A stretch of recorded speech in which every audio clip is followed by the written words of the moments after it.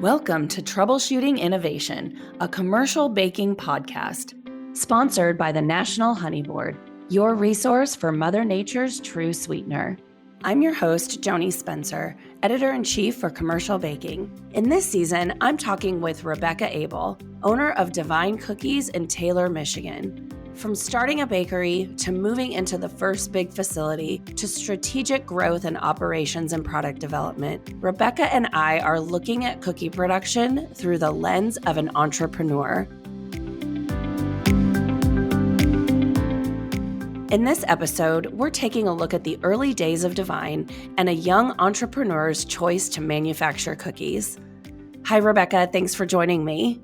Thank you, Joanie. So I am really excited for this season of Troubleshooting Innovation because I've gotten to know you over the past few months, and I just love your story. And I think you've got a lot to share with the industry and sort of getting back to the roots for commercial cookie production. So I guess the first thing that I want to talk to you about is just hearing the story of how Divine Cookies came to be. And it's really interesting to me because you didn't start out as a baker. Until Divine, what were your areas of expertise and what led you to baking? Well, I've always been an entrepreneur. I can remember even as a child starting little businesses and knowing that someday I wanted to create a really big business.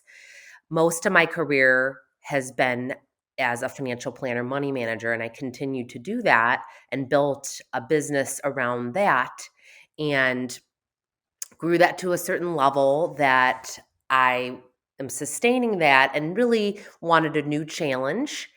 I've always loved eating desserts, but have never been a baker. And so about 5 years ago, I started seeing cookies really trending.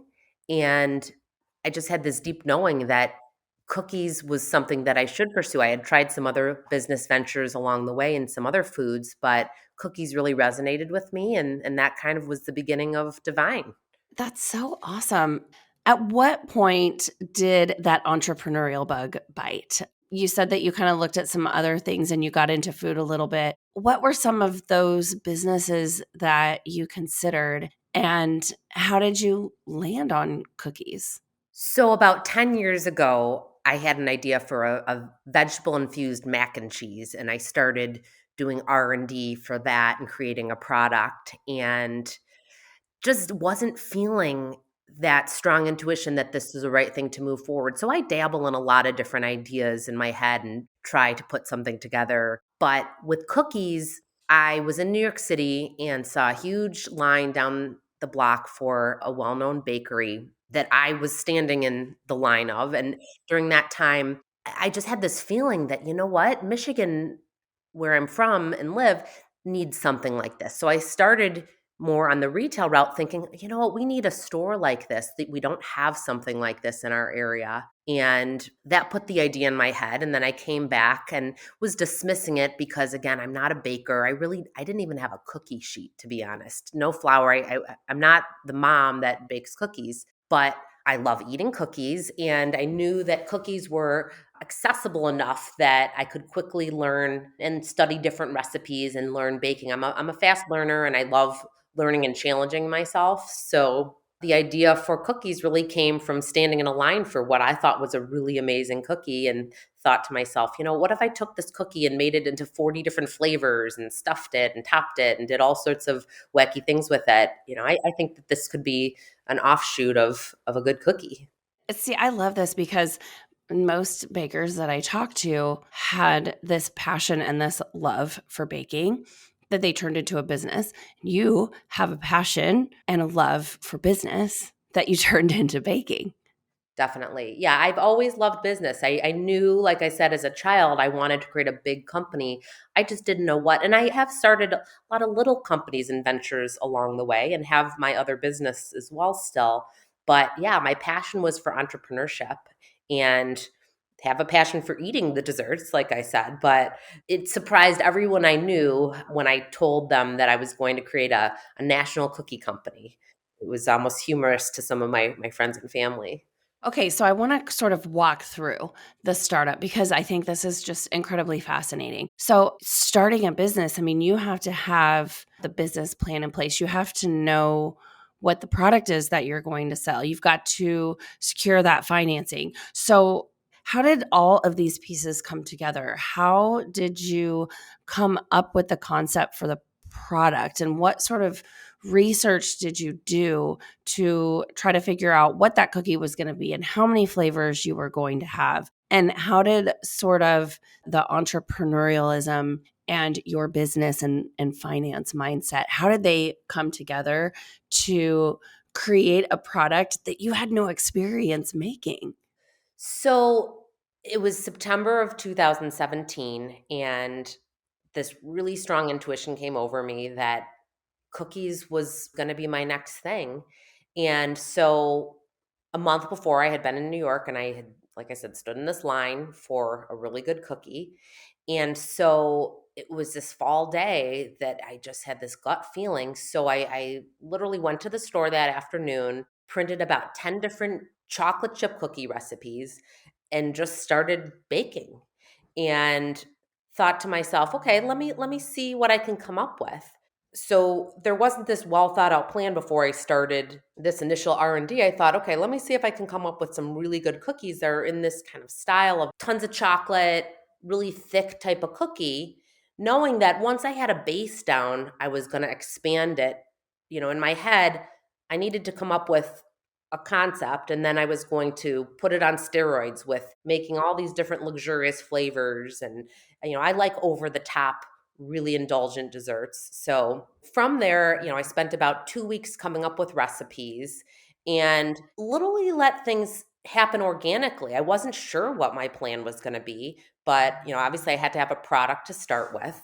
And so I made a bunch of cookies, about 10 different options, sampled them with friends and family, and had one that I really liked. Some people are wine connoisseurs and have a talent for really spotting great wines. For me, it's with desserts. So I knew, when I landed on my recipe, and I didn't use any one recipe. I combined elements of several recipes. So it was my own recipe. I just had to learn about, how this ingredient affected that ingredient, different types of flour, and, sampled a bunch of different types of chocolates. So I came up with my recipe and then started coming up with different combinations. So I ordered literally every type of chocolate on the market, whether it was white chocolate or caramel or everything that you could possibly put in a cookie, and just started coming up with some different combinations and made about 5 different products.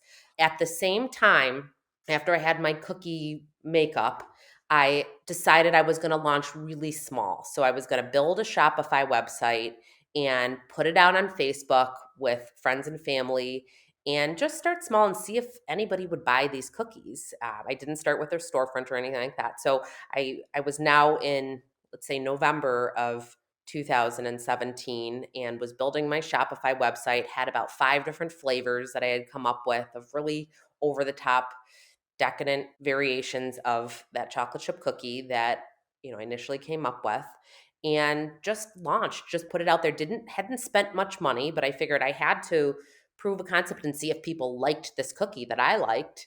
And things took off instantly. I had I was going into December, and that was gift giving season. Got some business from some different gifting needs in that month, and it was a great start. Obviously, there was a lot more that went into it. I had to find a production spot. So I rented some space in a church kitchen, and I put an ad on next door in my neighborhood. And I found 4 different women that wanted to come in and do some baking. So I kept it really simple initially, just didn't overthink it, and just launched and figured, okay, let's just see how this goes. Was that by design, starting that small and really taking those baby steps with making it for friends and family, starting a website, putting it out on Facebook, then going, renting a kitchen, going to next door and getting a couple people who just wanted to help you out in their spare time? Was that by design from your business background? Or were you truly like, okay, let's just try this. All right, this is going well. Let's take it to the next level. Like, did it happen organically or did you plan it this way?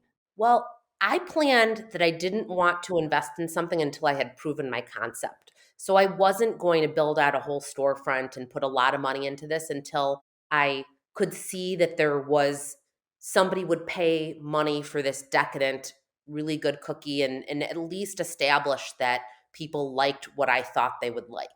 So I knew obviously my plan was never to have a small operation, just be working in a church kitchen and making, a couple thousand cookies. It was to be something massive. But yeah, it was very intentional to start small and at least put something out there. And then once I had the product that I knew people liked, I had a number of ideas in the background of how I would sell and market it. But I like I said, I didn't want to start by spending a lot of money in this big build out, especially not having ever been in a food business. But yeah, in business, I one of my mottos to myself has always been to keep things simple.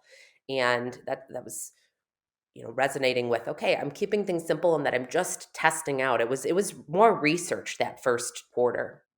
Yeah. Okay. So I want to talk about that research because I'm imagining that you had to do a ton of research, not only in how to make the cookies, but also in what the market need was and in putting together the business. So can you kind of talk about what research you did to understand what was happening with consumer demand for cookies in Michigan? And then you said that you had a plan to be a national company. So did you look at the market demand nationally? Just kind of what was your homework like?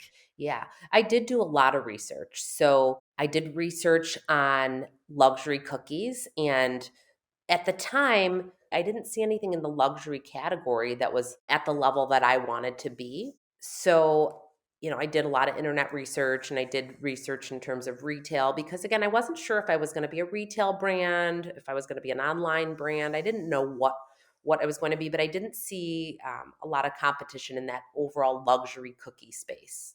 So that was the basis of what I was trying to create, was a cookie that was like beautifully packaged and really intricate and very over the top and very luxurious. So the research definitely went a long way telling me, okay, I have something that there's not a lot of other competition in. That was where it started. Again, I figured that let me at least create a product in that category. So when I initially launched that first season, I was wrapping these cookies. Each cookie was wrapped in an individual ribbon, and it was just very over the top, and trying to be as luxury as I could make it. I mean, I can think of two brands that are really doing that luxury cookie well, but I think you're right. It's something that is relatively new, I think, in the US market to just go over the top with cookies that are truly an experience. Well, at the time, and I know some of these other companies now, but at the time, this was 2017, so one of them at least didn't exist at the time. So to me, there were the long-standing, really large companies, but there wasn't that front runner in the luxury. There wasn't the Godiva chocolate of the cookie at the time.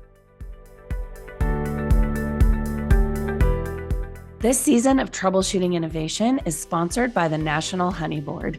Honey truly is Mother Nature's sweetener, from the beehive to your bakery food. It comes from every corner of the world and provides a sense of time and place. It's flavorful, functional, and composed of a complex mix of carbohydrates, acids, minerals, antioxidants, vitamins, and prebiotics. And while honeybees are making honey, they're also pollinating more than 35% of the foods we eat. Learn more at www.honey.com.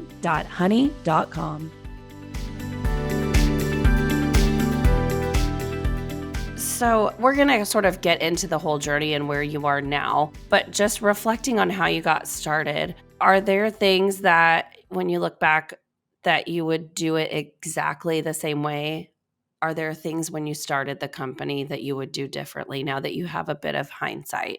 Definitely things that I would keep the same and a lot that I would change. I went through an extreme learning curve. I mean, literally, we started with measuring cups because I didn't know how production baking worked. And so that first holiday season, we were making batches that were 20 cookies. with small mixers. Again, I didn't want to invest in massive equipment, but I could have saved myself a lot of labor time that first season in just even investing in a 20-quart mixer right away and realizing people use scales to measure ingredients. So it was just part of my journey. And it's kind of funny looking back into how I started. The other day, I was looking at some of my original recipes and they had 2 cups of sugar and 1 cup of butter, whereas now we're at like 45 pounds of this and Oh, wow. much larger batches. But again, it provides comic relief for me looking at where I started and where we are now, and it's fun to look at. I like how I started. I like that I started small and didn't invest right away in anything major until I could see that this could be a sustainable business. So I think I've done okay. It's mostly things that I feel good about the decisions I've made. Would you say that the business background that you have, like having experience in business, made you a little bit more fiscally conservative so that you did exercise a lot of caution as you started and really took those baby steps to, I'm not going to invest a lot of money until I really know how to bake? Well, it was more that I understood the finance side of businesses to me so important. And you can have the very best product in the world, but if you don't understand the numbers of it and what your costs are and lots of different pieces of the financial side, to me it's going to be a very tough go unless you know how to do that yourself or you want to put a lot of money into somebody that can do that for you. So yeah, I think that most of my decisions were business based. And obviously, there was this dream behind it to build something really, really big. But to me, it was figuring out, okay, let me launch a product. And then once it was launched, then I was going to figure out what my marketing plan was. So in the background, while I'm working in this church kitchen, I was looking into buying food trucks. I was looking into how to stand out in on the internet. And so there was a lot going on in the background as well. You mentioned like the storefront and considering a retail truck, and that is one of the questions that I have on the list. You and I have talked about this before, and I will just never forget what you said, because a lot of people don't choose to go into manufacturing, especially women. Usually we sort of fall into it or experience it or discover that manufacturing and engineering is something that we were designed for. And so you made that conscious choice. You had a choice to go the online route or the storefront route or the food truck route. Why did you, and how did you land on manufacturing for your cookies? Why not start out in a retail shop or in a food truck? Well, I actually started out doing a little bit of everything. I was manufacturing, but on a really small scale, and it wasn't profitable in the beginning because I didn't have the automated equipment. But I knew in my head that once I proved the concept, that was one option to be a wholesaler, to get things really systematic and manufacture and not go the retail route at all. But I did buy a food truck and I did have a small retail storefront and I did online and I started in wholesale. So I once I proved my concept, I figured let me try all of these avenues and see what fits me best. I slowly ruled out, okay, online, I didn't want to compete in that space. I'm not a social media person. And that's really what it takes there. The food truck, I still do have 2 retail food trucks that do quite well. And we book a lot of events. But I could quickly see that my personality and where I wanted to go to scale really large, that it was going to fit me best to do something that was very systematic and very scientific. And so that came to the forefront, but that was a few years away because that I could see involved spending a lot of money on equipment. And I still wasn't ready after 6 months to go and invest, several hundred thousands of dollars in automated equipment to be able to really play in that space. So yeah, it wasn't that I just started right in manufacturing. I wanted to get there, but I needed to establish myself to be large enough to be able to go out and get the financing to go that route. What did that process look like? At what point did you say to yourself, okay, this is going to be bigger than the food truck and it's going to be bigger than just in my neighborhood and in my area? Like I can take this places and I'm going to have to start planning for investment in equipment. How did that sort of play out in your mind and in your business? So My first year, I bought the food truck.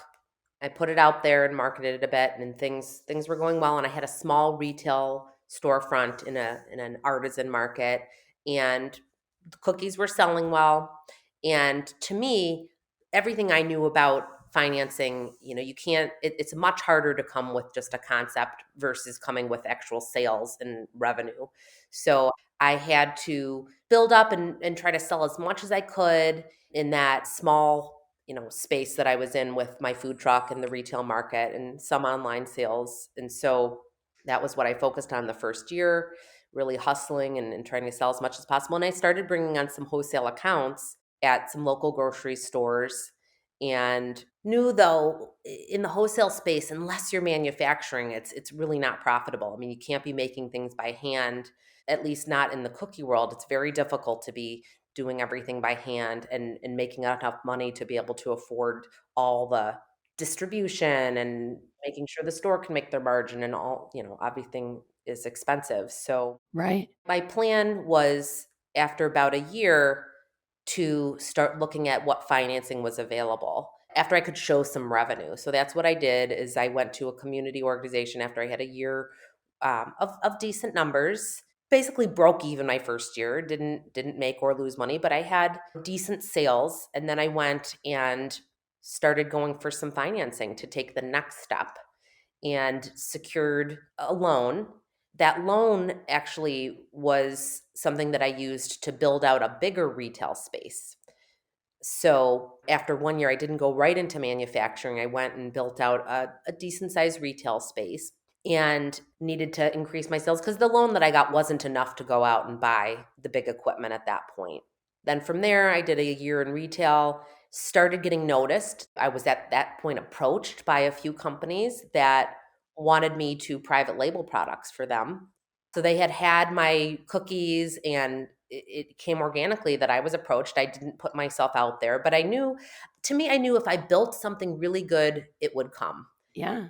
And that, in my head, even though I was going this manufacturing route out right away, I knew that if I built something really good, I would get noticed for the bigger opportunity. After a year, still getting my feet wet in my mind of like, okay, what are my flavors? What is my really true core product, and what are my flavors? So yes, I got noticed, and a growing franchise group approached me and asked if I would make products for them. And of course, at that point, I was like, okay, great. This is my start into manufacturing. So once I had that first contract, and then I quickly after secured a really large second contract, then I went to the bank and secured a much bigger loan and started buying the big equipment. Wow. And then you started buying that big equipment and you were picking up some good contracts. What did that customer base shift look like as you went from a storefront into manufacturing? How did the scale sort of shift? Well, this was now the very beginning of 2020.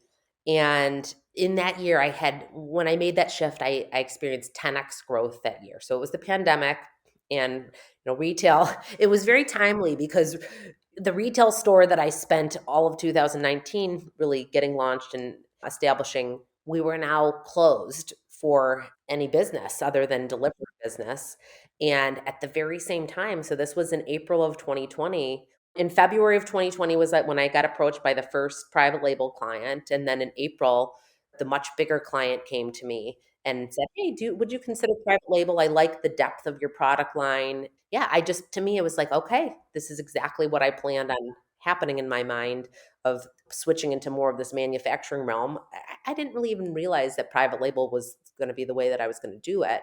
But yeah, I think that everything rolled out pretty organically. Yeah. I'm over here kind of giggling because, I mean, basically what you're telling me is that in February of 2020, somebody came to you and said, something really bad's about to happen, and I'm going to keep your business alive. Here's an opportunity that's going to change the course of your business when retail shuts down. Exactly. And it was kind of magical the way that it all played out, because 10x growth in the year of the pandemic was something that was amazing for me. But, looking back, it was pretty magical how it actually happened because most businesses didn't have that type of growth that year. 2020 was the year this all fell into place for me.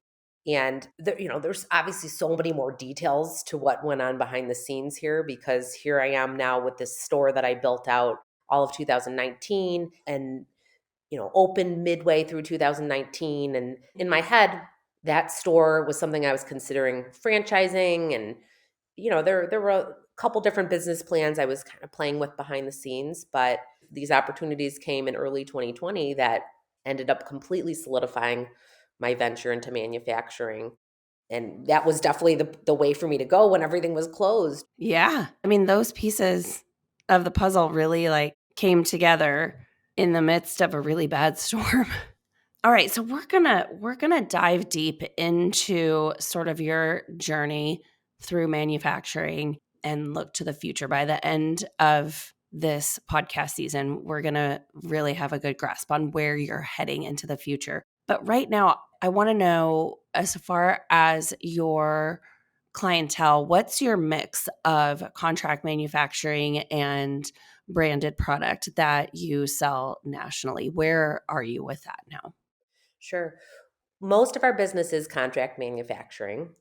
And this is the first year I've started really selling and marketing my brand.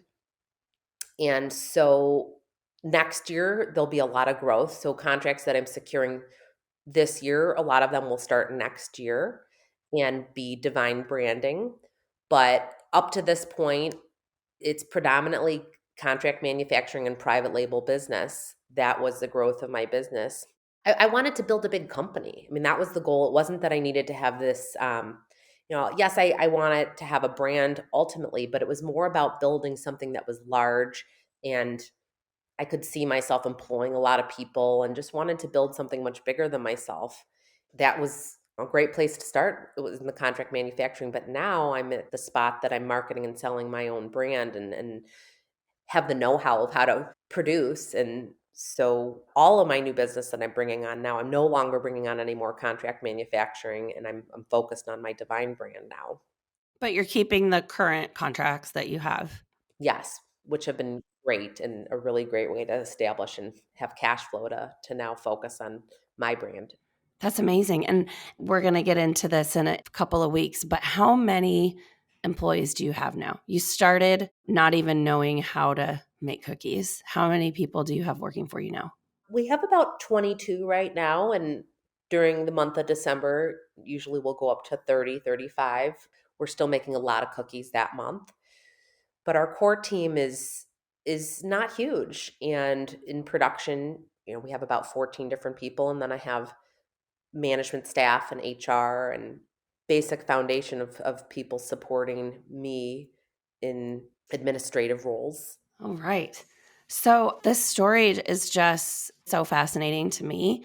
Rebecca, I think that you've done something really interesting, and I think you're growing a really incredible company. And there are so many established commercial baking companies. We're such a mature industry. And so I think that it's really great to hear the newness of an entrepreneur getting started in cookie manufacturing and sort of bring the people who've been doing this for so long back to that feeling of what it was like to get into it in the first place. Thanks for sharing your story of how you got started today. This was really fascinating. And I am so excited to spend the next few weeks with you as we talk about sort of your philosophies behind your product development and taking that deep dive into stepping into manufacturing and looking at how you're developing your staff, and then ultimately talking about the strategic growth that you have for Divine Cookies. So that's sort of an outline of where we're going to go.